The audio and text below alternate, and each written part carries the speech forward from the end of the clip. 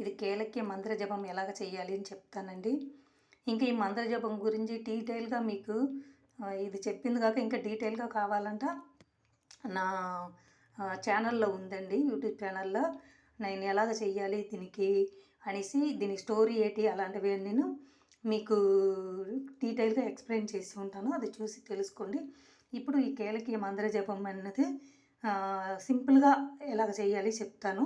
మీరు ఎటువంటి కష్టం ఉంటేనూ సరే, మీరు ఎలాంటి ఆర్థిక పరిస్థితుల ప్రాబ్లం ఏదైనా ఉంటేనూ సరే, మీరు ఇన్కమ్ సోర్స్లో ప్రాబ్లం ఉంటేనూ సరే, ఈ పూజ చేసుకుంటే మీకు మంచి ఫలితాలు వస్తాయండి.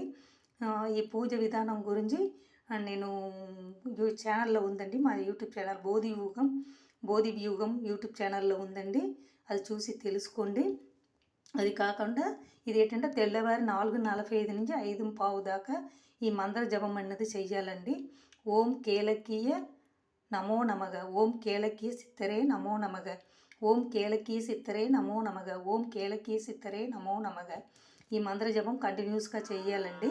108 సారి కానీ, 1008 సారి కానీ, 108 సారి కానీ చెప్పాలి. అదే తెల్లవారి 4:40 నుంచి 5:15 దాకా మీరు అరగంట చేస్తే మీకు 1008 సార్లు వచ్చేస్తుందండి. మంత్రం కౌంటింగ్ చేసుకోవాలని అవసరం లేదు. తెల్లవారి చల్లటి నీళ్ళ స్నానం చేసుకుని తుడుచుకోకుండా బట్టలు వేసుకొని వచ్చి కూర్చొని ఈ జపం అన్నది చేయాలండి. జపం చేసిన తర్వాత మీరు పడుకోవాలంటే పడుకోవచ్చు, లేదు మీ పని ఏదైనా ఉంటే చేసుకోవాలంటే చేసుకోవచ్చండి. చూసుకోండి. ఇది ఇలాగ చేయాలి. ఇది చేసినప్పుడు కౌస్ తినకూడదు అలాంటివి లేదండి. మధ్యాహ్నం టైంలో మీరు తినొచ్చి, నైట్ టైం తినకండి.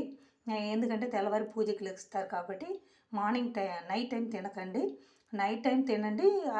తెల్లవారి పూజ చేసిన తర్వాత మీరు తినాలంటా కూడా తినవచ్చు, కానీ నైట్ టైం మాత్రం మానేయండి, సరిపోతుంది.